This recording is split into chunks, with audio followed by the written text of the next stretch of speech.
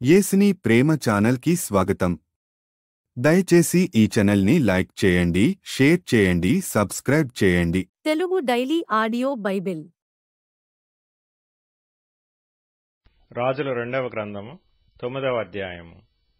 అంతట ప్రవక్తయగు ఎలీషా ప్రవక్తల శిష్యులలో ఒకరిని పిలువనంపించి అతనితో ఇట్లనెను, నీవు నడుము బిగించుకొని ఈ తైలపు గిన్నె చేత పట్టుకొని రామోత్గిలాదునకు పోయి అచ్చట ప్రవేశించినప్పుడు నింషీకి పుట్టిన యెహోషాపాతు కుమారుడైన యెహూ ఎక్కడనున్నాడని తెలుసుకొని అతనిని దర్శించి అతని సహోదరుల మధ్య నుండి అతనిని చాటుగా రప్పించి లోపలి గదిలోకి అతనిని పిలుచుకొని పోయి తైలపు గిన్నె తీసుకొని అతని తల మీద తైలము పోసి, నేను నిన్ను ఇశ్రాయేలు మీద పట్టాభిషిక్తునిగా చేసితునని యెహోవా సెలవిచ్చుచున్నాడని అతనితో చెప్పి, ఆలస్యము చేయక తలుపు తీసి పారిపొమ్ము, యవ్వనుడైన ఆ ప్రవక్త పోవలెనని బయలుదేరి రామోత్గిలాదునకు వచ్చున్నప్పటికీ సైన్యాధిపతులు కూర్చునియుండిరి. అప్పుడతడు, అధిపతి, నీకొక సమాచారము తెచ్చితునని చెప్పగా, యెహూ ఇందరిలో అది ఎవరిని గూర్చినదని అడుగగా, అతడు, అధిపతి, నిన్ను గూర్చినదే అనెను. అందుకు యెహూ లేచి ఇంటిలో ప్రవేశించెను. అప్పుడు ఆ యవ్వనుడు అతని తల మీద తైలము పోసి అతనితో ఇట్లనెను, ఇశ్రాయేలు దేవుడైన యెహోవా సెలవిచ్చినదేమనగా, యెహోవా జనులైన ఇశ్రాయేలు వారి మీద నేను నిన్ను పట్టాభిషిక్తునిగా చేయుచున్నాను. కాబట్టి నా సేవకులైన ప్రవక్తలను హతము చేసిన దానిని బట్టియు, యెహోవా సేవకులందరినీ హతము చేసిన దానిని బట్టియు, యెజెబెలునకు ప్రతీకారము చేయునట్లు నీవు నీ యజమానుడైన ఆహాబు సంతతి వారిని హతము చేయుము. ఆహాబు సంతతి వారందరూ నశింతురు. అల్పులలోనేమి ఘనులలోనేమి ఆహాబు సంతతిలో ఏ పురుషుడునూ ఉండకుండా అందరినీ నిర్మూలము చేయుము. నెబాతు కుమారుడైన యెరోబాము కుటుంబీకులను, అహీయా కుమారుడైన బయెషా కుటుంబీకులను నేను అప్పగించినట్లు అహాబు కుటుంబీకులను నేను అప్పగించుదును. యెజెబెలు పాతిపెట్టబడక యెజ్రెయేలు భూభాగమందు కుక్కల చేత తినివేయబడును. ఆ యవ్వనుడు ఈ మాటలు చెప్పి తలుపు తీసి పారిపోయెను. యెహూ బయలుదేరి తన యజమానుని సేవకుల యొద్దకు రాగా, ఒకడు, ఏమి సంభవించినది? ఆ వెర్రివాడు నీ యొద్దకు వచ్చిన హేతువేమని అతని నడుగగా, అతడు, వాని మాటలు మీరెరిగేయున్నారని చెప్పెను. కాబట్టి వారు, అదంతయు వట్టిది, జరిగిన దానిని మాకు తెలియజెప్పుమనగా, అతడు ఇట్లనెను, నేను నిన్ను ఇశ్రాయేలు మీద పట్టాభిషిక్తునిగా చేయుచున్నానని యెహోవా సెలవిచ్చుచున్నాడని అతడు నాతో చెప్పెను. అంతట వారు అతి వేగిరముగా తమ తమ వస్త్రములను పట్టుకొని మెట్ల మీద అతని క్రింద పరిచి బాకా ఊదించి యెహూ రాజయ్యున్నాడని చాటించిరి. ఈ ప్రకారము నింషీకి పుట్టిన యెహోషాపాతు కుమారుడైన యెహూ యెహోరాము మీద కుట్ర చేసెను. అప్పుడు యెహోరామును ఇశ్రాయేలు వారందరూ సిరియా రాజైన హజాయేలును ఎదిరించుటకై రామోత్గిలాదు దగ్గర కావలియుండిరి. అయితే యెహోరాము సిరియా రాజైన హజాయేలుతో యుద్ధము చేయుచుండగా సిరియన్ల వలన తాను పొందిన గాయములను బాగు చేసుకొనుటకై యెజ్రెయేలు ఊరికి తిరిగి వచ్చియుండెను. అంతటా యెహూ, నీకనుకూలమైతే ఈ సంగతి తెలియబడకుండునట్లు ఈ పట్టణంలో నుండి ఎవరినైనను యెజ్రెయేలు ఊరికి తప్పించుకొని పోనీయకుమని ఆజ్ఞ ఇచ్చి రథము ఎక్కి యెజ్రెయేలు ఊరిలో యెహోరాము మంచము పట్టియుండగా అచ్చటికి పోయెను. మరియు యూదారాజైన అహజ్యా యెహోరామును దర్శించుటకై అచ్చటికి వచ్చియుండెను. యెజ్రెయేలు గోపురము మీద కావలివాడు నిలిచియుండి యెహూతో కలిసి వచ్చుచున్న సైన్యమును చూచి, సైన్యమొకటి నాకు కనబడుచున్నదని తెలియజెప్పగా, యెహోరాము ఒక రౌతును పిలిచి వారిని ఎదుర్కొనబోయి, సమాధానముగా వచ్చుచున్నారా అని అడుగుమని చెప్పి పంపుమని వానితో సెలవిచ్చెను. కాబట్టి ఒకడు గుర్రమెక్కి పోయి అతనిని ఎదుర్కొని, సమాధానముగా వచ్చుచున్నారా అని అడుగుమని రాజు నన్ను పంపెననగా, యెహూ, సమాధానముతో నీకేమి పని? నీవు నా వెనుకకు తిరిగి రమ్మని వానితో చెప్పగా, ఆ కావలివాడు పంపబడినవాడు వారిని కలుసుకొనెను గాని తిరిగి రాక నిలిచెనని సమాచారము తెలిపెను. రాజు రెండవ రౌతును పంపగా వాడు వారి యొద్దకు వచ్చి సమాధానముగా వచ్చుచున్నారా అని అడుగుమని రాజు నన్ను పంపిననగా, యెహూ, సమాధానముతో నీకేమి పని, నా వెనుకకు తిరిగి రమ్మని వానితో చెప్పెను. అప్పుడు కావలివాడు వీడును వారిని కలుసుకొని తిరిగి రాక నిలిచెను. మరియు అతడు వెర్రి తోలడము తోలుచున్నాడు గనుక అది నింషీ కుమారుడైన యెహూ తోలడము వల్లనే యున్నదనెను. రథము సిద్ధము చేయమని యెహోరాము సెలవీయగా వారు అతని రథము సిద్ధము చేసిరి. అప్పుడు ఇశ్రాయేలు రాజైన యెహోరామును యూదారాజైన అహజ్యాయును తమ తమ రథములనెక్కి యెహూను కలియబోయి యెజ్రెయేలీయుడైన నాబోతు భూభాగమందు అతనిని ఎదుర్కొనిరి. అంతట యెహోరాము యెహూను చూచి, యెహూ సమాధానమా అని అడుగగా, యెహూ, నీ తల్లి అయిన యెజెబెలు జారత్వములను చిల్లంగితనములను ఇంత ఎపరిమితమై యుండగా సమాధానం ఎక్కడి నుండి వచ్చుననెను. యెహోరాము రథము త్రిప్పి అహజ్యా ద్రోహము జరుగుచున్నదని అహజ్యాతో చెప్పి పారిపోయెను. అప్పుడు యెహూ తన బలము కొలది విల్లు ఎక్కుపెట్టి యెహోరామును భుజముల మధ్య కొట్టగా బాణము అతని గుండె గుండా దూసిపోయెను గనుక అతడు తన రథమునందే యొరిగెను. కాగా యెహూ తన అధిపతి అయిన బెద్కరును పిలిచి ఇట్లనెను, అతని ఎత్తి యెజ్రెయేలీయుడైన నాబోతు భూభాగమందు పడవేయుము. మనిద్దరమును అతని తండ్రి అయిన అహాబు వెనుక గుర్రములెక్కి వచ్చినప్పుడు యెహోవా అతని మీద ఈ శిక్ష మోపిన సంగతి జ్ఞాపకము చేసుకొనుము. అప్పుడు యెహోవా సెలవిచ్చినదేమనగా, నిశ్చయముగా నాబోతు రక్తమును వాని కుమారుల రక్తమును నిన్నటి దినమున నేను చూచితిని గనుక ఈ భూభాగమందు నేను దానికి ప్రతీకారము చేయుదును. ఇదే యెహోవా వాక్కు. కాబట్టి నీవు యెహోవా మాట చొప్పున అతనిని ఎత్తి ఈ భూభాగమందు పడవేయుము అనెను. యూదారాజైన అహజ్యా జరిగిన దాని చూచి వనములోని నగరి మార్గముగా పారిపోయెను. అయినను యెహూ అతని తరిమి రథమందు అతని హతము చేయుడని ఆజ్ఞ ఇచ్చెను గనుక వారు ఇబ్లెయాము దగ్గరనున్న గూరునకు పోవు మార్గమందు అతని కొట్టగా అతడు మెగిద్దోకు పారిపోయి అచ్చట మరణమాయెను. అప్పుడు అతని సేవకులు అతనిని రథము మీద వేసి యెరూషలేము తీసుకొనిపోయి దావీదుపురమందు అతని పితరుల సమాధిలో అతని పాతిపెట్టిరి. అహజ్యా ఆహాబు కుమారుడైన యెహోరాము ఏలుబడిలో 11వ సంవత్సరమందు యూదాను ఏలనారంభించెను. యెహూ యెజ్రెయేలు ఊరికి వచ్చిన సంగతి యెజెబెలునకు వినబడెను గనుక ఆమె తన ముఖమునకు రంగు పూసుకొని శిరోభూషణములు ధరించుకొని కిటికీలో నుండి కనిపెట్టి చూచుచుండగా యెహూ గుమ్మము ద్వారా ప్రవేశించెను. ఆమె అతనిని చూచి, నీ యజమానుని చంపినవాడా, జిమ్రీ వంటివాడా, నీవు సమాధానముగా వచ్చుచున్నావా అని అడుగగా అతడు తల ఎత్తి కిటికీ తట్టు చూచి నా పక్షమందున్న వారెవరని అడుగగా 2-3 పరిచారకులు పైనుండి తొంగిచూచిరి. దీనిని క్రింద పడద్రోయుడని అతడు చెప్పగా వారు దానిని క్రిందికి పడద్రోసినందున దాని రక్తములో కొంత గోడమీదను గుర్రముల మీదను చిందెను. మరియు గుర్రముల చేత అతడు దానిని త్రొక్కించెను. అతడు లోపల ప్రవేశించి అన్నపానములు చేసిన తరువాత ఆ శాపగ్రస్తురాలు రాజకుమార్తె గనుక మీరు వెళ్లి దానిని కనుగొని పాతిపెట్టుడని ఆజ్ఞ ఇయ్యగా వారు దానిని పాతిపెట్టబోయిరి. అయితే దాని కపాలమును పాదములను అరచేతులను తప్ప మరి ఏమీయూ కనబడలేదు.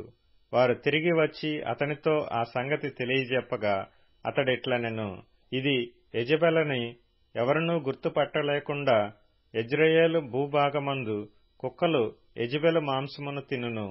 యెజెబెలు యొక్క కళేబరము యెజ్రెయేలు భూభాగమందున్న పెంటవలే నుండును అని తన సేవకుడును తిష్బీయుడునగు ఏలియా ద్వారా యెహోవా సెలవిచ్చిన మాట చొప్పున ఇది జరిగెను. రాజులు 2వ గ్రంథము 10వ అధ్యాయము.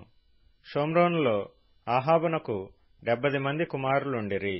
యెహూ వెంటనే తాకీదులు వ్రాయించి షోమ్రోనులో నుండు యెజ్రెయేలు అధిపతులకును పెద్దలకును అహాబు పిల్లలను పెంచిన వారికిని పంపి ఆజ్ఞ ఇచ్చినదేమనగా, మీ యజమానుని కుమారులు మీ యొద్దనున్నారు, మరియు మీకు రథములను గుర్రములను ప్రాకారముగల పట్టణమును ఆయుధ సామాగ్రియును కలవు గదా.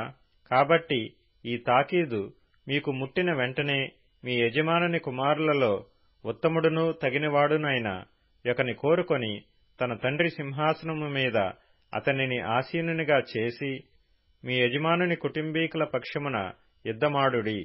వారు ఇది విని బహు భయపడి, ఇద్దరు రాజులు అతని ముందర నిలవజాలకపోయిరే, మనమెట్లు నిలవగలమని అనుకొని కుటుంబపు అధికారియు పట్టణపు అధికారియు పెద్దలను పిల్లలను పెంచిన వారును కూడి యెహూకు వర్తమానము పంపి, మేము నీ దాసులము, నీ సెలవు ప్రకారము సమస్తము జరిగించెదము, మేము ఎవరినీ రాజుగా చేసుకొనము, నీ దృష్టికి ఏది అనుకూలమో దాని చేయమని తెలియజేసిరి. అప్పుడతడు రెండవ తాకీదు వ్రాయించి, మీరు నా పక్షమున నుండి నా మాట వినుటకు ఒప్పుకొనిన ఎడల మీ యజమానుని కుమారుల తలలను తీసుకొని రేపు ఈ వేళకు యెజ్రెయేలునకు నా యొద్దకు రండని ఆజ్ఞ ఇచ్చెను. 70 మంది రాజకుమారులను వారిని పెంచిన పట్టణపు పెద్దల యొద్ద ఉండిరి. కావున ఆ తాకీదు తమకు ముట్టినప్పుడు వారు 70 మంది రాజకుమారులను పట్టుకొని చంపి వారి తలలను గంపలలో పెట్టి యెజ్రెయేలులోనున్న అతని యొద్దకు పంపిరి. దూత అతని యొద్దకు వచ్చి రాజకుమారుల తలలు వచ్చినవని చెప్పగా, అతడు ఉదయము వరకు ద్వారము బయటి స్థలమందు వాటిని 2 కుప్పలుగా వేయించుటనెను. ఉదయమైనప్పుడు అతడు బయటికి వచ్చి నిలిచి జనులందరినీ చూచి, మీరు నిర్దోషులు, నేను నా యజమానుని మీద కుట్ర చేసి అతని చంపితిని. అయితే వీరందరినీ ఎవరు చంపిరి? అహాబు కుటుంబీకులను గూర్చి యెహోవా సెలవిచ్చిన మాటలలో ఒకటియూ నెరవేరకపోదు. తన సేవకుడైన ఏలియా ద్వారా తాను సెలవిచ్చిన మాట యెహోవా నెరవేర్చెనని చెప్పెను. ఈ ప్రకారము యెహూ యెజ్రెయేలులో అహాబు కుటుంబీకులందరినీ, అతని సంబంధులకు గొప్పవారినందరినీ, అతని బంధువులనందరినీ, అతడు నియమించిన యాజకులను హతము చేసెను. అతనికి ఒకనినైనను ఉండనియ్యలేదు. అప్పుడతడు లేచి ప్రయాణమై షోమ్రోను పట్టణమునకు పోయెను. మార్గమందు అతడు గొర్రె వెంట్రుకలను కత్తిరించు ఇంటికి వచ్చి యూదారాజైన అహజ్యా సహోదరులను ఎదుర్కొని, మీరు ఎవరని వారిని అడుగగా, వారు, మేము అహజ్యా సహోదరులము, రాజకుమారులను రాణికుమారులను దర్శించుటకు వెళ్ళుచున్నామని చెప్పిరి. వారిని సజీవులుగా పట్టుకొనుడని అతడు చెప్పగా, వారు వారిని సజీవులుగా పట్టుకొని ఒకరినైనా విడువక గొర్రె వెంట్రుకలు కత్తిరించు ఇంటి గోతి దగ్గర 42 చంపిరి. అచ్చటి నుండి అతడు పోయిన తరువాత తన్ను ఎదుర్కొనవచ్చిన రేకాబు కుమారుడైన యెహోనాదాబును కనుగొని అతనిని కుశల ప్రశ్నలడిగి, నీ ఎడల నాకున్నట్టుగా నా ఎడల నీకున్నదా అని అతనిని అడుగగా, యెహోనాదాబు ఉన్నదనెను. అలాగైతే నా చేతిలో చెయ్యి వేయమని చెప్పగా, అతడు ఇతని చేతిలో చెయ్యి వేసెను. గనుక యెహూ తన రథము మీద అతనిని ఎక్కించుకొని, యెహోవాను గూర్చి నాకు కలిగిన ఆసక్తిని చూచుటకై నాతో కూడా రమ్మనగా, యెహూ రథము మీద వారతని కూర్చుండబెట్టిరి. అతడు షోమ్రోనునకు వచ్చి షోమ్రోనులో అహాబునకు శేషించియున్న వారినందరినీ చంపి ఏలీయాకు యెహోవా సెలవిచ్చిన మాట నెరవేర్చి అహాబును నిర్మూలము చేయు వరకు హతము చేయుట మానకుండెను. తరువాత యెహూ జనులందరినీ సమకూర్చి వారికీలాగు ఆజ్ఞ ఇచ్చెను. అహాబు బయలుదేవతకు కొద్దిగానే పూజ చేసెను. యెహూ అను నేను అధికముగా పూజ చేయబోవుచున్నాను. కావున ఒకడైనను తప్పకుండా బయలు ప్రవక్తలనందరినీ, వాని భక్తులనందరినీ, వారి యాజకులనందరినీ నా యొద్దకు పిలువనంపించుడి. నేను బయలునకు గొప్ప బలి అర్పింపబోవుచున్నాను గనుక రానివాడెవడో వాని బ్రతుకనియ్యనని చెప్పెను. అయితే బయలునకు మ్రొక్కు వారిని నాశనము చేయుటకై అతడు ఈ ప్రకారము కపటోపాయము చేసెను. మరియు యెహూ బయలునకు పండగ నియమింపబడినదని చాటించుడని ఆజ్ఞ ఇయ్యగా వారాలాగు చాటించిరి. యెహూ ఇశ్రాయేలు దేశమంతటిలోనికి వర్తమానము పంపించగా బయలునకు మ్రొక్కు వారందరూ వచ్చిరి. రానివాడు ఒకడునూ లేడు. వారు వచ్చి బయలు గుడిలో ప్రవేశింపగా ఎచ్చటనూ చోటు లేకుండా బయలుగుడి ఈ తట్టు నుండి ఆ తట్టు వరకు నిండిపోయెను. అప్పుడతడు వస్త్రశాల మీద ఉన్న అధికారిని పిలిచి, బయలునకు ప్రొక్కువారికందరికీ వస్త్రములు బయటికి తెప్పించుమని చెప్పగా వాడు తెప్పించెను. యెహూయును రేకాబు కుమారుడైన యెహోనాదాబును బయలుగుడిలో ప్రవేశింపగా యెహోవా భక్తులలో ఒకనినైనను ఇచ్చట మీ యొద్ద నుండనియ్యక బయలునకు మ్రొక్కువారు మాత్రమే ఇండునట్లు జాగ్రత్త చేయుడని బయలునకు మ్రొక్కువారితో ఆజ్ఞ ఇచ్చెను. బలులను దహన బలులను అర్పించుటకై వారు లోపల ప్రవేశింపగా 8 మందిని బయట కావలియుంచి, నేను మీ వశము చేసిన వారిలో ఒకడైనను తప్పించుకొని పోయిన ఎడల వాని ప్రాణమునకు బదులుగా వాని పోనిచ్చిన వాని ప్రాణము తీతునని వారితో చెప్పియుండెను.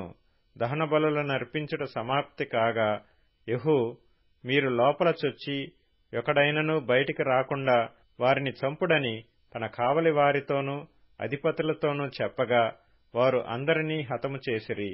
పిమ్మట కావలివారును అధిపతులను వారిని బయట వేసి బయలుగుడియున్న పట్టణమునకు పోయి బయలుగుడిలోని నిలువు విగ్రహములను బయటికి తీసుకుని వచ్చి వాటిని కాల్చివేసిరి.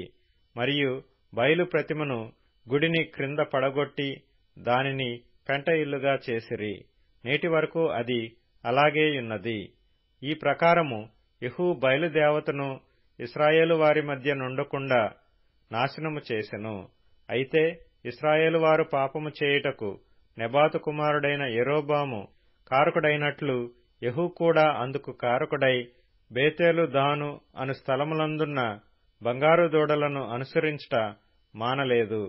కావున యెహూతో నీలాగు సెలవిచ్చెను, నీవు నా హృదయాలోచన ఎంతటి చొప్పున అహాబు కుటుంబీకులకు చేసి నా దృష్టికి న్యాయమైన దాన్ని జరిగించి బాగుగా నెరవేర్చితివి గనుక నీ కుమారులు 4వ తరము వరకు ఇశ్రాయేలు రాజ్య సింహాసనము మీద ఆసీనులగుదురు.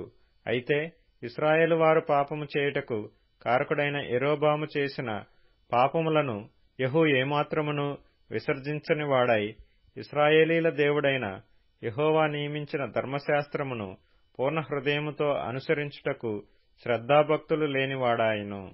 ఆ దినములలో యెహోవా ఇశ్రాయేలు వారిని తగ్గించనారంభించెను. హజాయేలు ఇశ్రాయేలు సరిహద్దులలోనున్న యొర్దాను తూర్పు దిక్కున గాదీయులకును రూబేనీయులకును చేరికైన గిలాదు దేశమంతటిలోనూ అర్నోను నది దగ్గరనున్న అరోయేరు మొదలుకొని మనష్షీయుల దేశములోను అనగా గిలాదులోను బాషానులోను వారిని ఓడించెను. చేసిన ఇతర కార్యములను గూర్చియు అతడు చేసిన దానినంతటిని గూర్చియు అతని పరాక్రమమును గూర్చియు ఇశ్రాయేలు రాజుల వృత్తాంతముల గ్రంథమందు వ్రాయబడియున్నది. అంతట తన పితరులతో కూడా నిద్రించి షోమ్రోనులో సమాధి చేయబడెను. అతని కుమారుడైన యెహోయాహాజు అతనికి మారుగా రాజాయెను. షోమ్రోనులో ఇశ్రాయేలును ఏలిన కాలము 28 ఏండ్లు. రాజులు 2వ గ్రంథము 11వ అధ్యాయము. అహజ్యా తల్లి అయిన అతల్య తన కుమారుడు మృతి పొందెనని తెలుసుకొని లేచి రాజకుమారులందరినీ నాశనము చేసెను. రాజైన యెహోరాము కుమార్తెయును అహజ్యాకు సహోదరియునైన యెహోషెబ అహజ్యా కుమారుడైన యోవాషును హతమైన రాజకుమారులతో కూడా చంపబడకుండా అతని రహస్యముగా తప్పించెను. గనుక వారు అతనిని అతని దాదిని పడకగదిలో అతల్యాకు మరుగుగా ఉంచి ఉండుట చేత అతడు చంపబడకుండెను. అతల్యా దేశమును ఏలుచుండగా ఇతడు 6 సంవత్సరములు యెహోవా మందిరమందు దాదితో కూడా దాచబడియుండెను. 7వ సంవత్సరమందు యెహోయాదా కావలికాయు వారి మీదను రాజదేహ సంరక్షకుల మీదను ఏర్పడియున్న శతాధిపతులను పిలువనంపించి యెహోవా మందిరములోనికి వారిని తీసుకొని పోయి యెహోవా మందిరమందు వారి చేత ప్రమాణము చేయించి వారితో నిబంధన చేసి వారికి ఆ రాజకుమారుని కనుపరచి ఈలాగు ఆజ్ఞాపించెను, మీరు చేయవలసిందేమనగా విశ్రాంతి దినమున లోపల ప్రవేశించు మీరు 3 భాగములై 1 భాగము రాజమందిరమునకు కావలికాయువారై ఉండవలెను. 1 భాగము నూరు గుమ్మము దగ్గర కాపు చేయవలెను. ఒక భాగము కాపు కాయువారి వెనుకటి గుమ్మమునొద్ద ఉండవలెను. ఈ ప్రకారము మందిరమును భద్రపరచుటకై మీరు దానిని కాచుకొని ఉండవలెను. మరియు విశ్రాంతి దినమున బయలుదేరు మీ అందరిలో 2 భాగములు రాజు దగ్గర యెహోవా మందిరమునకు కాపు కాయువారై ఉండవలెను. మీలో ప్రతి మనిషి తన తన ఆయుధములను చేతపట్టుకొని రాజు చుట్టూ కాచుకొని ఉండవలెను. ఎవడైనను పంక్తులలో ప్రవేశించిన ఎడల వాని చంపవలెను. రాజు బయలుదేరి సంచరించినప్పుడెల్లా మీరు అతని యొద్ద ఉండవలెను. శతాధిపతులు యాజకుడైన యెహోయాదా తమకిచ్చిన ఆజ్ఞలన్నిటి ప్రకారము చేసిరి. ప్రతి మనిషి తన తన మనుషులను తీసుకొని విశ్రాంతి దినమున లోపల ప్రవేశింపవలసిన వారితోనూ విశ్రాంతి దినమున బయలుదేరవలసిన వారితోనూ కలిసి యాజకుడైన యెహోయాదా యొద్దకు వచ్చెను. యాజకుడు మందిరములో ఉన్న దావీదు ఈటెలను డాళ్లను శతాధిపతులకు అప్పగింపగా కాపుకాయి వారిలో ప్రతి మనిషి తన తన ఆయుధములను చేతపట్టుకొని బలిపీఠము చెంతను మందిరము చెంతను మందిరము కుడికొన మొదలుకొని ఎడమకొన వరకు రాజు చుట్టూ నిలిచిరి. అప్పుడు యాజకుడు రాజకుమారుని బయటకు తోడుకొని పోయి అతని తల మీద కిరీటము పెట్టి ధర్మశాస్త్ర గ్రంథమును అతని చేతికిచ్చిన తరువాత వారు అతని పట్టాభిషిక్తునిగా చేసి చప్పట్లు కొట్టి రాజు చిరంజీవి యగుగాకని చాటించిరి. అతల్య కాయువారును జనులను కేకలు వేయగా విని యెహోవా మందిరమందున్న జనుల దగ్గరకు వచ్చి రాజు ఎప్పటి మర్యాద చొప్పున ఒక స్తంభము దగ్గర నిలుచుటయు అధిపతులను బాకా ఊదువారును రాజునొద్ద నిలువబడుటయు దేశపు వారందరూ సంతోషించుచు శృంగధ్వని చేయుటయు చూచి తన వస్త్రములను చింపుకొని ద్రోహము ద్రోహము అని కేక వేయగా యాజకుడైన యెహోయాదా సైన్యములోని శతాధిపతులకు యెహోవా మందిరమందు ఆమెను చంపకూడదు, పంక్తుల బయటికి ఆమెను వెళ్లగొట్టుడి, ఆమె పక్షపు వారిని ఖడ్గము చేత చంపుడని ఆజ్ఞ ఇచ్చెను గనుక రాజమందిరములోనికి గుర్రములు వచ్చు మార్గమున ఆమెకు దారి ఇచ్చిరి. ఆమె వెళ్లిపోగా వారు ఆమెను అక్కడ పట్టుకొని చంపిరి. అప్పుడు యెహోయాదా జనులు యెహోవా వారిని ఆయన పేరట రాజుతోనూ జనులతోనూ నిబంధన చేయించెను. అప్పుడు దేశపు జనులందరూ బయలుగుడికి పోయి దానిని పడగొట్టి దాని బలిపీఠములను ప్రతిమలను చిన్నాభిన్నములు చేసి బయలునకు యాజకుడైన మత్తానును బలిపీఠముల ముందర చంపివేసిరి. మరియు యాజకుడైన యెహోయాదా యెహోవా మందిరమును కాచుకొనుటకు మనుషులను నియమించెను. అతడు శతాధిపతులను అధికారులను కాపుకాయి వారిని దేశపు జనులందరినీ పిలిపింపగా వారు యెహోవా మందిరములోనున్న రాజును తీసుకొని కాపుకాయి వారి గుమ్మపు మార్గమున రాజనగరునకు రాగా రాజు సింహాసనము మీద ఆసీనుడాయెను. మరియు వారు రాజనగరు దగ్గర అతల్యాను ఖడ్గము చేత చంపిన తరువాత దేశపు జనులందరూ సంతోషించిరి. పట్టణమును నిమ్మలముగా ఉండెను. యోవాషు ఏలనారంభించినప్పుడు అతడు 7 ఏండ్లవాడు. యోహాను సువార్త 5వ అధ్యాయం. అటు తరువాత యూదుల పండగ ఒకటి వచ్చెను గనక యేసు యెరూషలేమునకు వెళ్ళెను. యెరూషలేములో గొర్రెల ద్వారము దగ్గర హెబ్రీ భాషలో బెతెస్దా అనబడిన ఒక కోనేరు కలదు. దానికి 5 మంటపములు కలవు. ఆయా సమయములకు దేవదూత కోనీటిలో దిగి నీళ్లు కదలించుట కలదు. నీరు కదలింపబడిన పిమ్మట మొదట ఎవడు దిగునో వాడు ఎట్టి వ్యాధి గలవాడైనను బాగుపడును గనక ఆ మంటపములలో రోగులు, గ్రుడ్డివారు, కుంటివారు, ఊచకాలు చేతులు గలవారు గుంపులు గుంపులుగా పడియుండిరి. అక్కడ 38 ఏండ్ల నుండి వ్యాధిగల ఒక మనుష్యుడుండెను. యేసు వాడు పడియుండుట చూచి వాడప్పటికి బహుకాలము నుండి ఆ స్థితిలోనున్నాడని ఎరిగి స్వస్థపడగోరుచున్నావా అని వానినడగగా ఆ రోగి, అయ్యా, నీళ్లు కదిలింపబడినప్పుడు నన్ను కోనేటిలోనికి దించుటకు నాకు ఎవడునూ లేడు గనక నేను వచ్చునంతలో మరి ఒకడు నాకంటే ముందుగా దిగునని ఆయనకుత్తరమిచ్చెను. యేసు, నీవు లేచి నీ పరుపెత్తుకుని నడువుమని వానితో చెప్పగా వెంటనే వాడు స్వస్థత నొంది తన పరుపెత్తుకొని నడిచెను. ఆ దినము విశ్రాంతి దినము గనుక యూదులు, ఇది విశ్రాంతి దినము గదా, నీవు నీ పరుపెత్తుకొనదగదే అని స్వస్థత నొందిన వానితో చెప్పిరి. అందుకు వాడు, నన్ను స్వస్థపరిచినవాడు నీ పరుపెత్తుకుని నడువుమని నాతో చెప్పెననెను. వారు, నీ పరుపెత్తుకుని నడవమని నీతో చెప్పిన వాడెవడని వానిని అడిగిరి. ఆయన ఎవడో స్వస్థత నొందిన వానికి తెలియలేదు. ఆ చోటను గుంపు కూడియుండెను గనక యేసు తప్పించుకొని పోయెను. అటు తరువాత యేసు దేవాలయములో వానిని చూచి, ఇదిగో స్వస్థత నొందితివి, మరి ఎక్కువ కీడు నీకు కలగకుండునట్లు ఇక నువ్వు పాపము చేయకుమని చెప్పగా, వాడు వెళ్లి తన్ను స్వస్థపరిచిన వాడు యేసు అని యూదులకు తెలియజెప్పెను.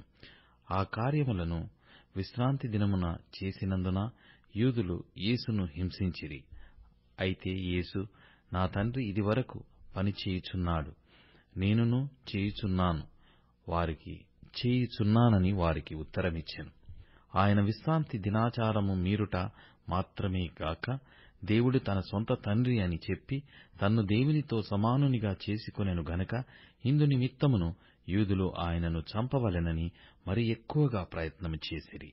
కాబట్టి యేసు వారికి ఇట్లు ప్రత్యుత్తరమిచ్చెను, తండ్రి ఏది చేయుట కుమారుడు చూచునో అదే కాని తనంతట తాను ఏదియూ చేయనేరడు. ఆయన వేటిని చేయునో వాటిని కుమారుడును అలాగే చేయును. తండ్రి కుమారుని ప్రేమించుచు తాను చేయు వాటినెల్లను ఆయనకు అగపరచుచున్నాడని మీతో నిశ్చయముగా చెప్పుచున్నాను. మరియు మీరు ఆశ్చర్యపడునట్లు వీటికంటే గొప్ప కార్యములను ఆయనకు అగపరచును. తండ్రి మృతులను ఎలాగు లేపి బ్రతికించునో అలాగే కుమారుడును తనకిష్టము వచ్చిన వారిని బ్రతికించును. తండ్రి ఎవనికిని తీర్పు తీర్చుడు కాని తండ్రిని గనపరచునట్లుగా అందరును కుమారుని గనపరచువలెనని తీర్పు తీర్చుటకు సర్వాధికారము కుమారునికి అప్పగించియున్నాడు. కుమారుని గనపరచనివాడు ఆయనను పంపిన తండ్రిని గనపరచడు. నా మాట విని నన్ను పంపిన వానియందు విశ్వాసముంచువాడు నిత్య జీవము గలవాడు. వాడు తీర్పులోనికి రాక మరణములో నుండి జీవములోనికి దాటియున్నాడని మీతో నిశ్చయముగా చెప్పుచున్నాను. మృతులు దేవుని కుమారుని శబ్దము వినుగడియ వచ్చుచున్నది, ఇప్పుడే వచ్చియున్నది. దానిని వినువారు జీవింతురని మీతో నిశ్చయముగా చెప్పుచున్నాను. దయచేసి ఈ ఛానల్ని లైక్ చేయండి, షేర్ చేయండి, సబ్స్క్రైబ్ చేయండి.